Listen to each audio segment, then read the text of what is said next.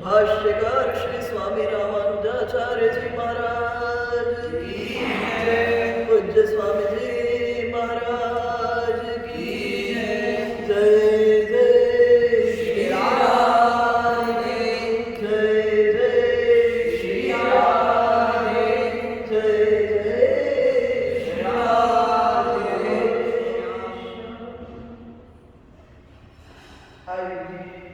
प्रातःकालीन चिंतन।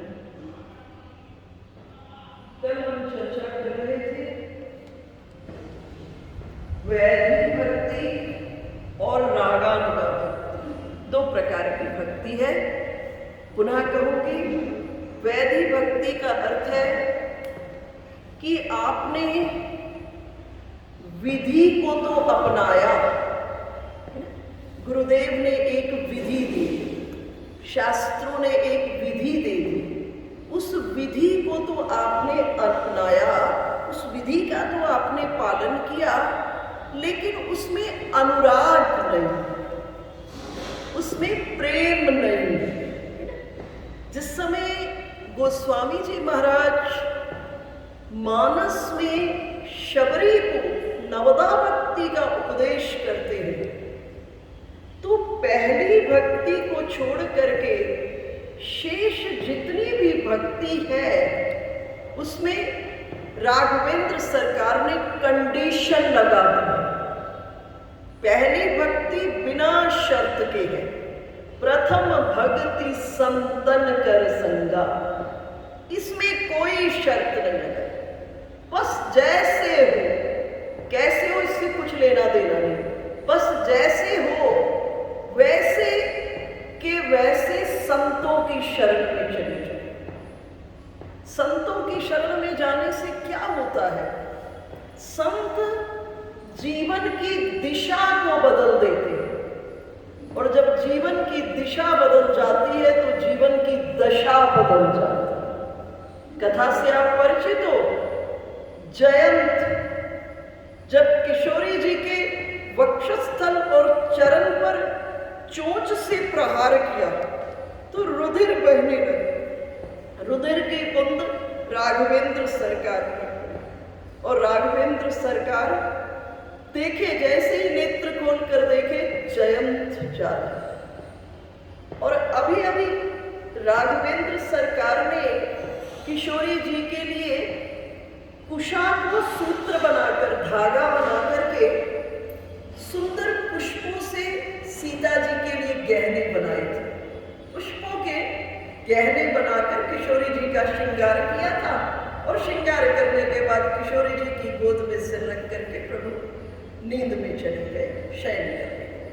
और जैसे ही नेत्र खुला और जयंत जा रहा है तो प्रभु ने वही कुशा कुछ पड़ी थी, उसी कुशा को उठाया, ब्रह्मास्त्र की तरह से जयंत के ऊपर में छोड़ दिया, संधान कर।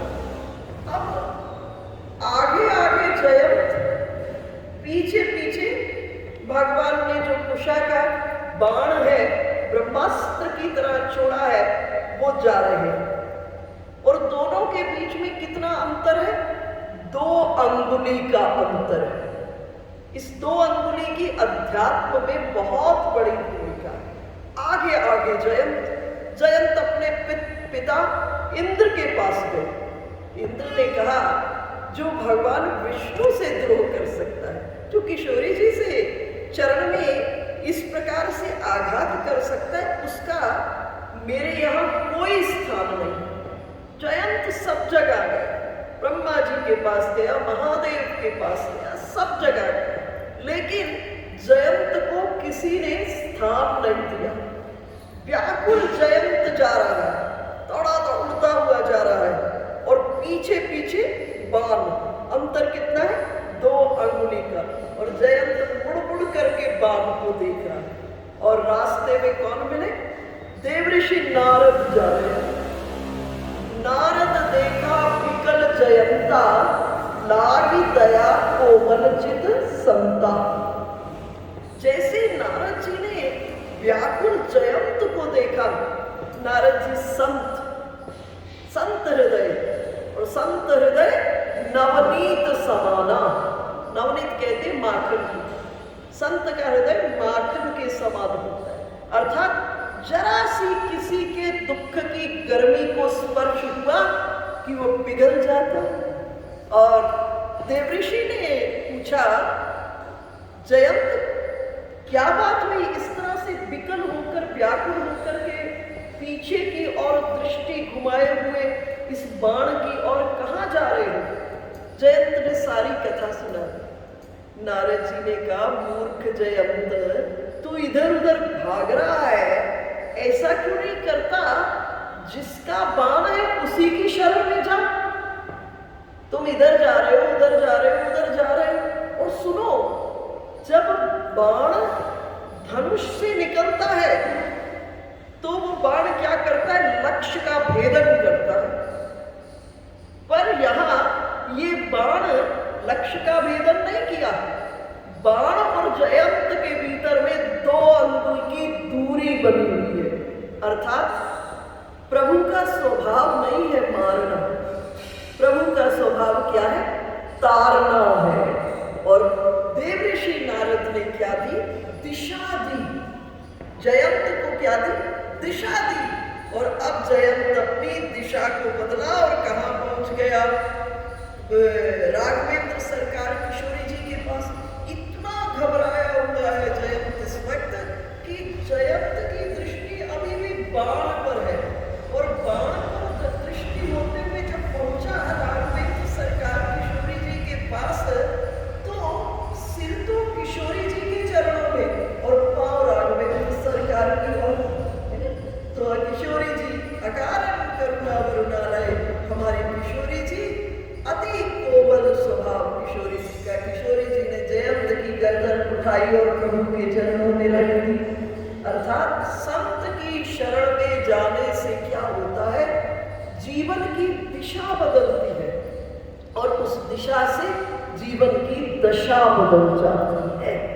तो प्रथम भक्ति संतन कर संगा, इसमें कोई कंडीशन नहीं लगाई। लेकिन उसके बाद दूसरे से लेकर 9वीं भक्ति में शर्त लगा दिए राघवेंद्र सरकार। क्या शर्त लगाए, दूसर रति मम कथा प्रसंगा, कहे मेरी कथा प्रसंगों में रति हो जाए। रति जो है वो प्रेम की उच्चतम स्थिति का नाम होता है। इसलिए खाली कथा सुनने को नहीं कहा, कथा में रति हो जाए। कथा में रति का अर्थ क्या है, जब हम कह रहे हैं कि यमुना के किनारे पर अखिल कोटि ब्रह्मांड नायक परात्पर ब्रह्म श्री कृष्ण जमुना के किनारे पर अधरों पर बंशी को धारण किए हुए, कटी पर पीतांबर, माथे पर मोर का पंख धारण किए हुए वेणुवादन कर रहे हैं, तो उस वेणु की ध्वनि से यावत जगत का आंतरिक और बाह्य अंधकार विदीर्ण हो रहा है। जब मैं ये कह रही हूँ जमुना के किनारे पर अखिल कोटि ब्रह्मांड नायक परात्पर ब्रह्म श्री कृष्णचंद्र, उस समय आप यहाँ नहीं बैठना, उस समय मन से उड़कर जमुना के किनारे पर जाकर प्रभु की रूप माधुरी का दर्शन करते हुए मिलन के आस्वादन का अनुभव करना, इसका नाम कथा में रति है। तो हम चर्चा कर रहे थे वैधि भक्ति विषय पर वापस लौट रहे थे।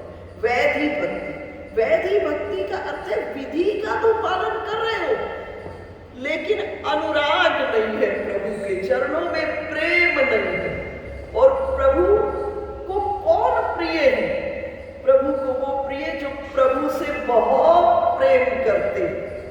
भाव वश से भगवान, भगवान किसके वश में होते हैं, भाव के वश में भगवान हो जाते हैं। अनेकों कथाओं को आपने सुना होगा, भगवान ने स्पष्ट कह दिया, नाहम वसामि वैकुंठे योगिनाम हृदय न च मद्भक्ता यत्र गायन्ति तत्र तिष्ठामि नारद। बोले मैं वैकुंठ में नहीं रहता, मैं योगियों के हृदय में भी नहीं रहता, लेकिन जहां उन्मत्त होकर प्रेम में विभोर होकर के मेरे भक्त मुझे गाते हैं, मैं वहीं रहता हूं, लेकिन प्रेम में विभोर होकर। इसलिए आवश्यकता किसकी है कि हर क्रिया में प्रेम हो। तो वैधि भक्ति का तो अर्थ है नियम तो पालन कर रहे हो। गुरुदेव ने आपको आदेश कर दिया इतनी माला जपनी है, आप सुबह उठ के नियम से माला भी जप रहे हो, स्नान भी कर रहे हो, प्रभु को चंदन आदि भी लगा रहे हो, लेकिन विधि का पालन करते हुए उस विधि में विशेष उत्साह नहीं है, उस विधि में अनुराग नहीं है, उस विधि में प्रेम नहीं है।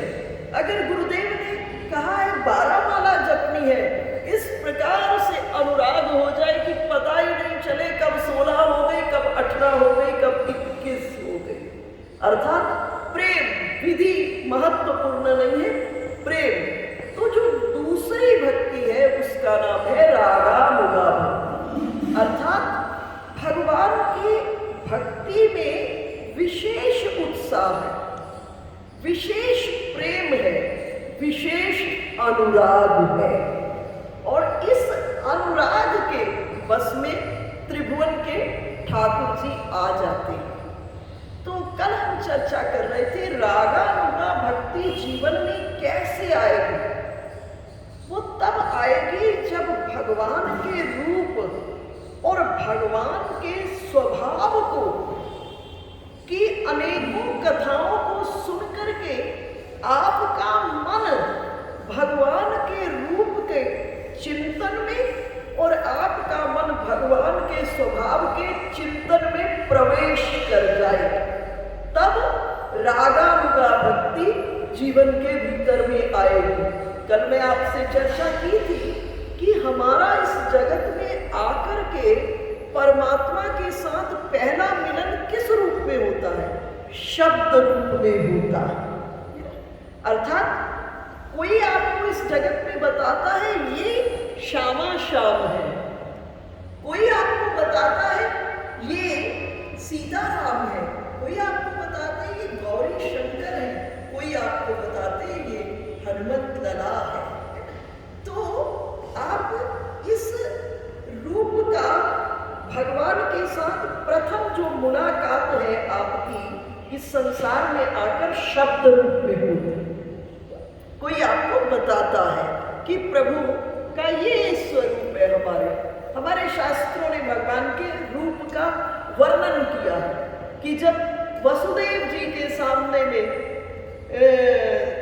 त्रिभुवन के ठाकुर प्रकट हो रहे हैं तो उनका रूप क्या था। रोज आप आरती में गाते हो ना श्लोक, तमद्भुतम बालकमम्बुजक्षणम चतुर्भुजम शंख गदायुधायुधम श्रीवत्सलक्षं कलशोभिकौस्तुभं पीताम्बरं सान्द्रपयोधसौवनम् महार्वैदूर्य किरीट कुंडल तुषा परिष्वक्त सहस्त्रकुंतलम उत्तम कंचन गदकंकणादिभिर्विरोचमानं वसुदेवच्युतम्।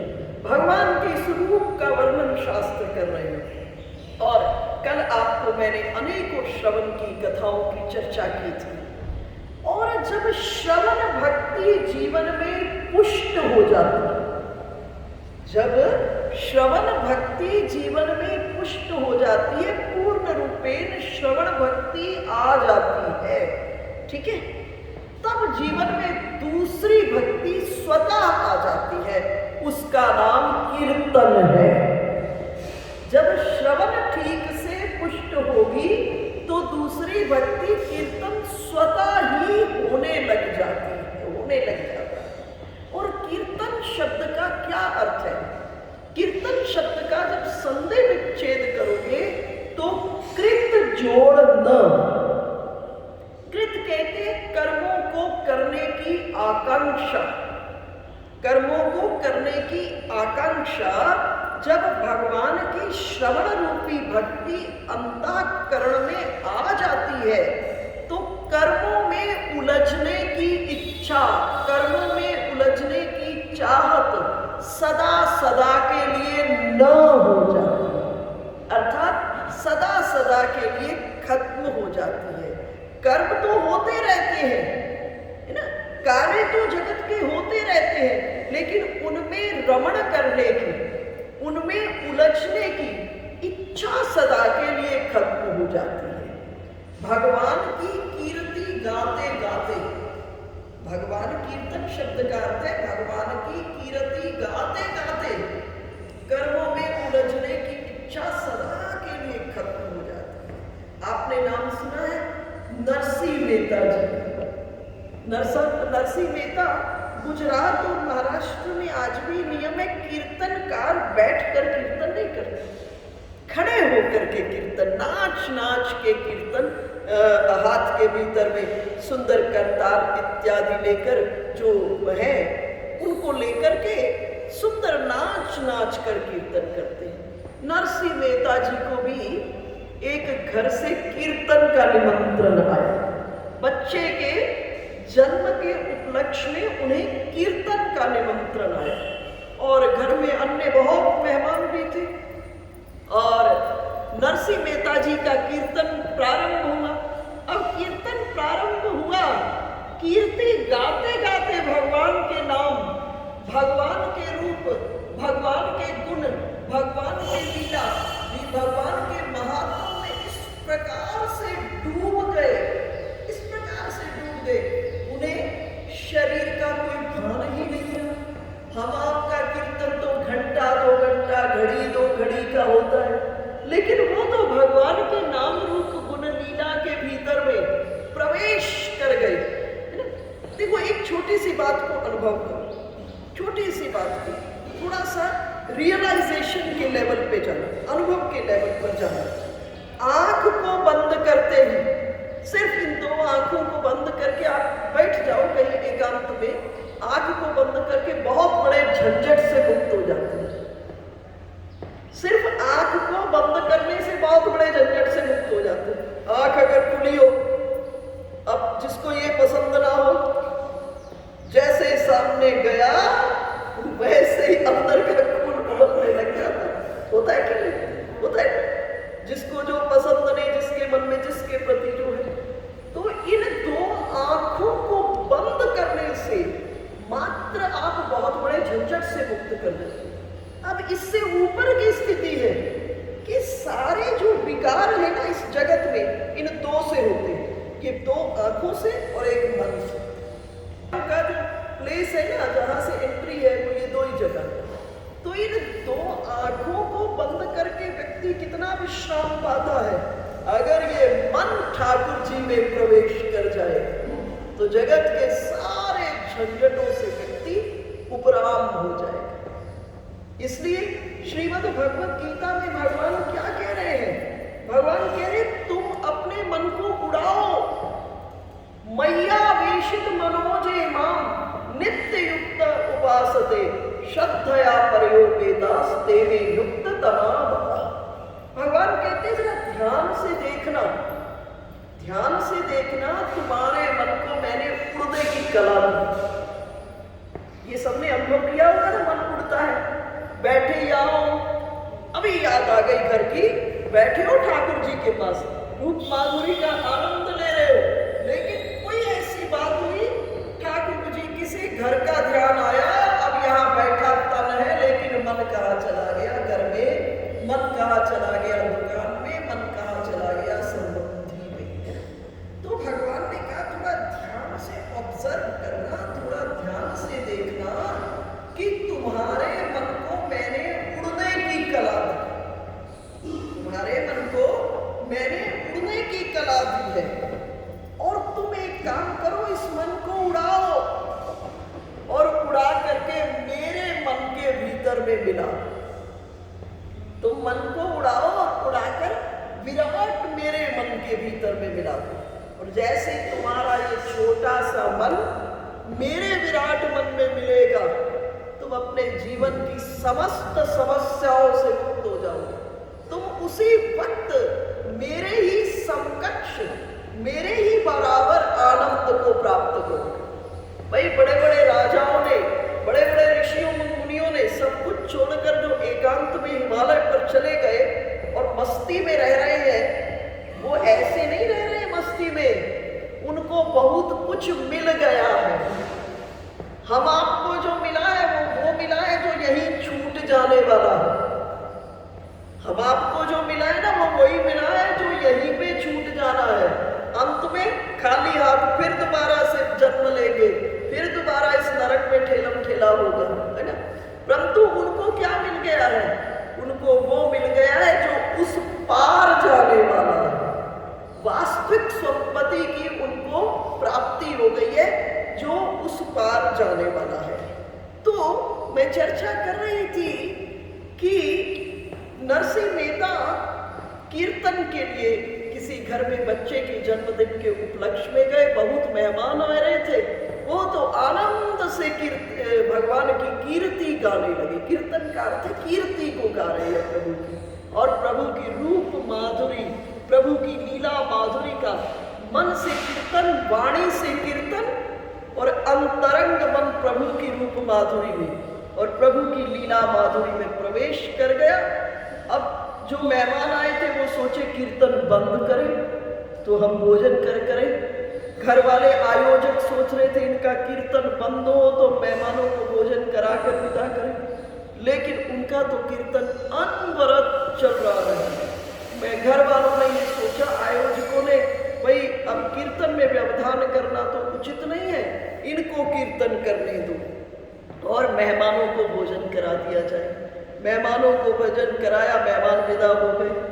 उधर दरी वाला, कारपेट वाला भी था, लाइट वाला भी था, और वो नाचते नाचते उस छोर जाते, कारपेट वाला अपना हिस्सा एक छोर पकड़ के उधर लपेट लेता।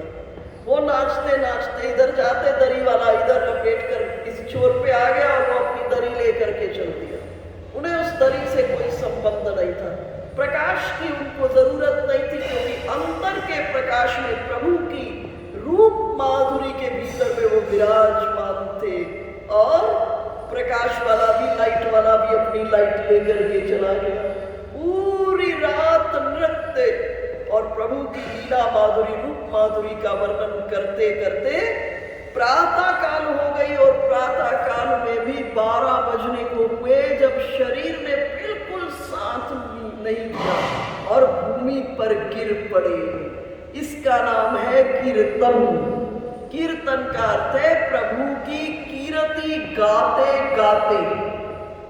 कर्मों में उलझने की इच्छा सदा के लिए न हो जाए। संसार में रहोगे तो सही, लेकिन भोगों में उलझने की इच्छा, विषयों में उलझने की इच्छा, कर्मों में उलझने की इच्छा सदा के लिए खत्म हो जाएगी। फिर जो प्रभु कराए वो होने लगेगा। आपने नाम सुना कबीर साहब का? कबीर साहब साधना काल में भी कपड़ा बुनते थे, और जब सिद्धि की प्राप्ति हो गई तब भी कपड़ा ही बुन रहे थे। लोगों ने प्रश्न किया कि सिद्धि की प्राप्ति के बाद भी आप तो कपड़ा ही बुन रहे हैं। कबीर साहब ने बहुत प्यारा जवाब दिया। कबीर साहब ने कहा, पहले कपड़ा बुनता था इस पेट को भरने के लिए, लेकिन आज कपड़ा बुनता हूं किसी राम के तन को ढकने के लिए। अर्थात स्वयं के भोगों की प्राप्ति के लिए, स्वयं के लिए विषयों की प्राप्ति की चाहत सदा के लिए खत्म हो जाती है। और देखो, मैंने अभी आपसे चर्चा की, जब पहली भक्ति श्रवण ठीक से हो जाती है तो कीर्तन अपने आप होने लगता है। श्रवण क्या है? बाहर से भीतर जाता है। श्रवण बाहर से भीतर, और कीर्तन क्या है? भीतर से बाहर। जब भीतर भर जाता है प्रेम से, तो वही प्रेम शब्दों के भीतर में बाहर आता है। देखो देखो, ये जितने भी हमारे जीवन के भीतर में विकार हैं, अब और गहरी बात आपसे कहती हूं, क्योंकि ये अध्यात्म के बेस है। ये आपको अगर जीवन के आईने के भीतर में स्पष्ट हो गए, कहीं जाओगे, किसी रस स्थिति में रहोगे, सदैव ठाकुर जी अंग संग चलेंगे। जब परिक्रमा करते हो ना, अनुभव किया करो कि प्रभु साथ साथ आपके हैं। ये सब परिक्रमा कोई सिर्फ ठीक है, इसका फल मिलेगा, लेकिन जब प्रभु अंग संग ऐसी फीलिंग होगी ना, तो बड़ा अच्छा आपको लगेगा। ऐसा लगेगा ठाकुर जी के साथ साथ छुपन छुपाई, लुकन छुपाई, पकड़म पकड़ाई का खेल चल रहा है। आप अकेले नहीं परिक्रमा करोगे, प्रभु साथ होंगे उसमें। इसलिए विधि नहीं, खाली विधि नहीं, विधि में अनुराग। तो श्रवण जब पुष्ट होगा, बाहर से भीतर जाकर भर जाओगे भीतर में, तो कीर्तन क्या होगा? भीतर से बाहर की ओर कीर्तन होगा। अब एक और बात पर विचार करो, ये जितने भी विकार हैं, काम, क्रोध, लोभ, मोह, अहंकार, ये सब क्या है? ये सब क्या है? काम, क्रोध, लोभ, मोह, अहंकार, इन सब का जन्म कहाँ से होता है? अक्सर हम एक बात कहते हैं, जितने हम बैठे हैं, हम कहते हैं ना, तुमने ऐसी बात कह दी थी इसलिए हमको गुस्सा आ गया। कहते हैं बातचीत की भाषा। परंतु एक बात मैं आपको स्पष्टता कह रही हूं, किसी में इतनी सामर्थ्य नहीं है जो आपके भीतर में क्रोध को पैदा कर सके। किसी में भगवान ने किसी को इतनी सामर्थ्य नहीं दी है कि आपके भीतर में क्रोध पैदा कर सके। दूसरा व्यक्ति तो आपकी मटकी को हिलाता है। अंतःकरण जो है ना, ये मटकी है। दूसरा व्यक्ति मटकी को हिलाता है, जो भरा होता है वो बाहर निकल आता है। मैं यहां पर 5 मटका रखती हूं, एक में दूध, एक में दही, एक में जल, एक में घृत। हिलाओ, जब हिलाओगे तो जिसमें जो भरा है वही निकलेगा ना। तो दूसरा व्यक्ति आपके मटके को हिलाता है। अगर मटके के भीतर में क्रोध भरा होगा तो क्रोध बाहर निकलेगा, और अगर मटके में प्रेम भरा होगा, दूसरा कितना मर्जी हिलाता रहे, निकलेगा प्रेम ही। आपने उस कथा को सुना होगा, एकनाथ जी महाराज नर्मदा जी में स्नान करने के लिए गए। स्नान करके बाहर निकले, एक शरारती व्यक्ति बैठा था, उसने थूक दिया उनको। वो फिर स्नान करने चले गए, फिर वो बाहर निकले, फिर उसने थूक दिया पास में, फिर स्नान करने चले गए, फिर बाहर निकले, फिर थूक दिए। एवं क्रमेण 107 बार, 107 बार। और 108वीं बार जब वो स्नान करके निकले, जो व्यक्ति थूक रहा था सोचने लगा कितना अनूठा व्यक्ति है, इसकी मटकी को मैंने 108 बार हिलाया, 7 बार हिलाया, लेकिन इसकी मटकी में जरा सा भी क्रोध नहीं है। और 108वीं बार जब स्नान करके नर्मदा से बाहर आए तो एकनाथ जी महाराज को उस व्यक्ति ने दंडवत प्रणाम किया। और एकनाथ जी महाराज उस व्यक्ति को दंडवत प्रणाम करते हुए मुझ पर इतनी कृपा की, वो व्यक्ति जिसने थूका उसने प्रणाम किया कि मुझे क्षमा करें अपराध के लिए। और एकनाथ जी महाराज भी दंडवत प्रणाम करके कह रहे हैं, मुझ पर इतनी बड़ी कृपा, इतनी बड़ी कृपा। मैं लाख कोशिश करता अपने जीवन में एक दिन में 108 बार नर्मदा स्नान नहीं कर सकता था। तुमने इतनी बड़ी कृपा मुझ पर कर दी कि एक दिन में 108 बार नर्मदा स्नान के पुण्य का भागीदार बना दिया, मुझे पुण्य प्राप्त करा दिया। इतनी मुझ पर कृपा। अब आप देखो, उस व्यक्ति ने एकनाथ जी के मटके को, हृदय को 108 बार हिलाया, लेकिन हृदय में क्या था, मटके में क्या था? प्रेम था। इसलिए 108वीं बार भी प्रेम ही निकला। तो अब इससे गहरी विषय पर आप आइए। ये जितने विकार होते हैं, इनका जन्म कहाँ होता है? जो सावधानी हमको साधना में बरतनी है, इन सब का विकार, काम का, क्रोध का, लोभ का, मोह का, अहंकार का, ईर्ष्या, द्वेष, मद मात्सर्य का, इनका जन्म कहाँ होता है? हृदय में होता है। लेकिन गड़बड़ी क्या कर देते हैं? गड़बड़ी कर देते हैं, जन्म तो हृदय में होता है, लेकिन संबंध बाहर कर देते हैं। जन्म तो हृदय में होता है, लेकिन संबंध बाहर कर देते हो। अगर जिस हृदय में जन्म हुआ है उसी के अधिष्ठात्र देव श्रीमन नारायण से संबंध कर दोगे तो ये विकार परम मुक्ति देने वाले हो जाएंगे। गोप्य कामात्, श्रीमद् भागवत का श्लोक है। गोप्य कामात्, गोपियों में काम जन्म लिया। गोपियां बड़ी सजग थी, काम का संबंध किसी सांसारिक बाहर पुरुष से नहीं किया। जिस हृदय में काम जन्म लिया उसी के अधिष्ठात्र देव श्रीमन नारायण से संबंध कर दिया। आज इस युग के बाद गोपियों के प्रेम की, काम जो प्रेम में परिणत हो गया, उसकी कथा आज भी हम गाते हैं। और श्रीमद् भागवत में रासलीला की फलश्रुति क्या है? फलश्रुति है कि मध्य रात्रि में रासलीला के 5 अध्यायों का, जो 5 अध्यायों का रोज पाठ करेगा उसको कभी जीवन में काम नहीं स्पर्श करेगा और उसके को कभी हृदय रोग भी नहीं होगा। ये श्रीमद् भागवत के में रास पंचाध्याय की फलश्रुति है। तो गोप्या कामा भयात कंसो, कंस को भय आया, हृदय में डर लगने लगा, लेकिन उस भय का संबंध बाहर में नहीं किया किसी संसारिक जीव से। उस भय का संबंध किससे कर दिया?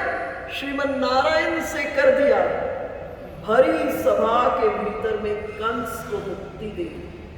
जब कंस को भरी सभा के भीतर में मुक्ति दे दी, द्वेषाद चेत्याद्यो नृपा, जो चेदी आदि राजा थे, शिशुपाल इत्यादि, इनमें द्वेष की वृत्ति आ गई। और द्वेष की वृत्ति आई तो बाहर किसी सांसारिक जीव से संबंध नहीं किया, किससे कर दिया? श्री कृष्ण से संबंध कर दिया।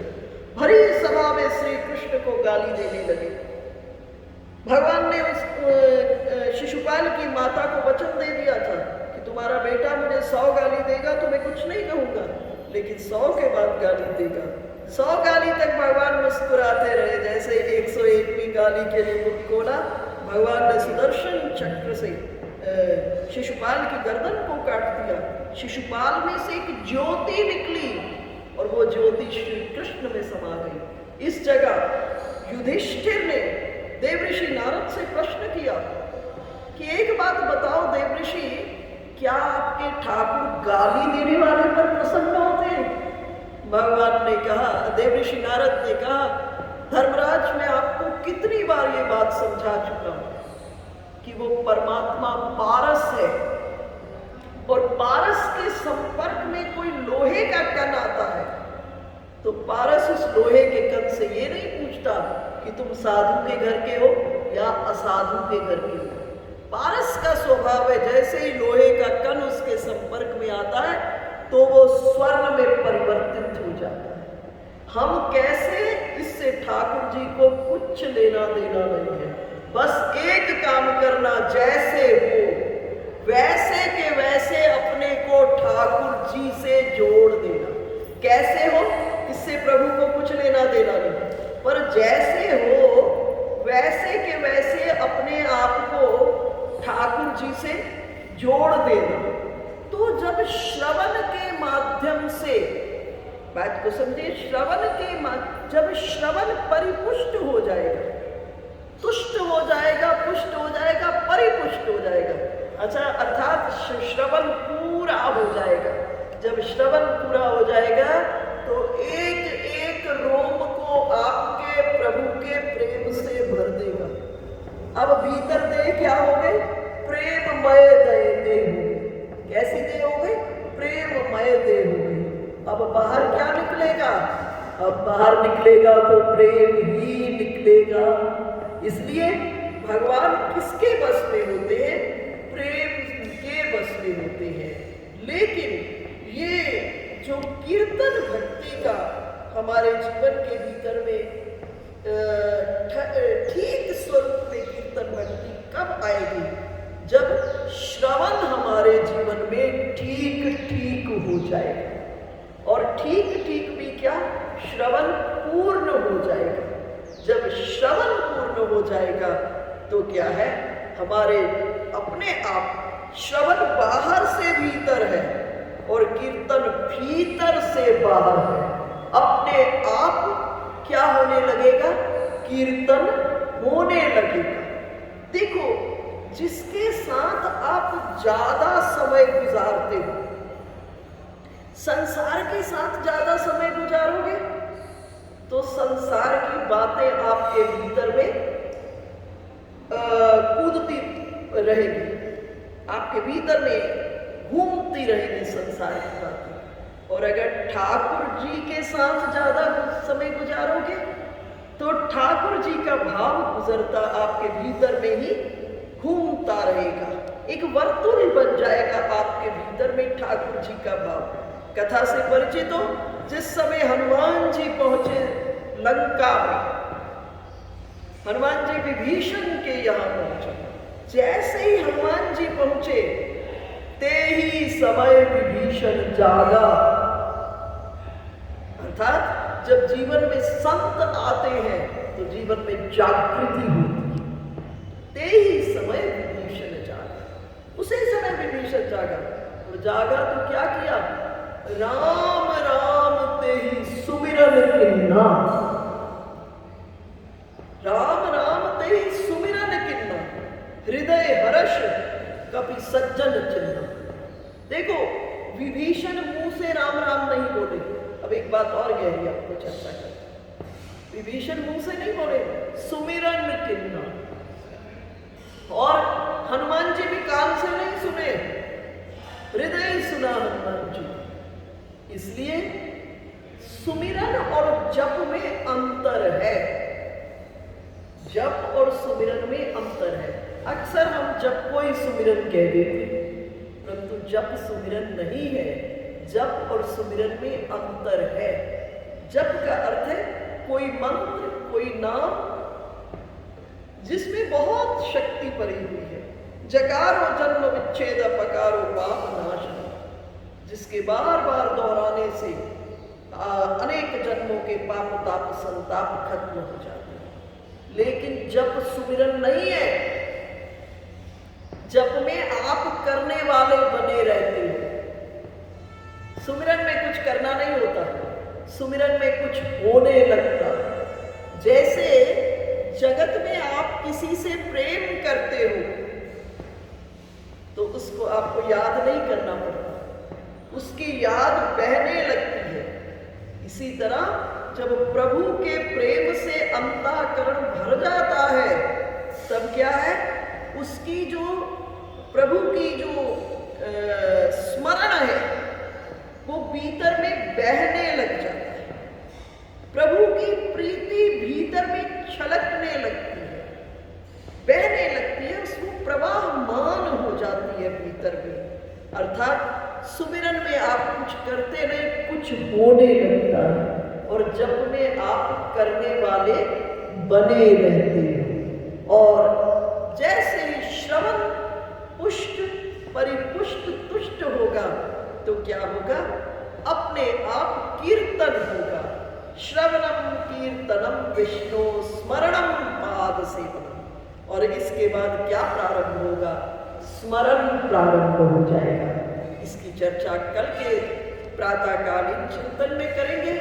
आज जगन्नाथपुरी के भीतर में भगवान जगन्नाथ की भव्य रथ यात्रा का आयोजन, भगवान की रथ यात्रा, शायद कथा से आप लोग परिचित होंगे। भगवान जगन्नाथ की रथ यात्रा का सुंदर सुंदर रथों में भगवान बलभद्र, भगवान श्री कृष्णचंद्र और सुभद्रा जी को रथों पे विराजमान किया जाता है। विश्व से पूरे विश्व से लोग आते हैं इसका दर्शन करने के लिए। क्यों? क्योंकि हमारे शास्त्र में कहा है, रथारूढ़स्य देवस्य दर्शनम लोकमंगलम्। रथ पर बैठे हुए ठाकुर जी के दर्शन से जीव का मंगल होता है। रथ पर बैठे हुए ठाकुर जी के दर्शन करने से जीव का मंगल हो जाता है। इसलिए पूरे विश्व से आज भगवान जगन्नाथ का, रथ पर बैठे हुए भगवान जगन्नाथ का दर्शन करने के लिए विश्व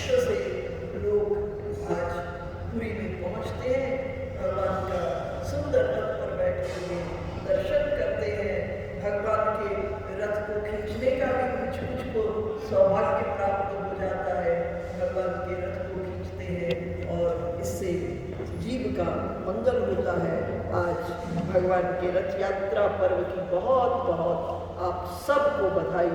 ठाकुर जी हम सब के जीवन रूपी रथ पर, वो तो बाहर में प्रभु रथों पर विराज रहे हैं ना, हमारे जीवन रूपी रथ पर, ये शरीर क्या है, ये रथ है, हमारे इस जीवन रूपी रथ के ऊपर कौन विराजे, ठाकुर विराजे।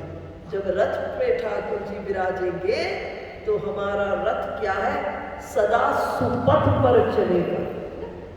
देखना इंद्रियों के ना घोड़े भगे, रात दिन इन पे संयम के कोड़े लगे।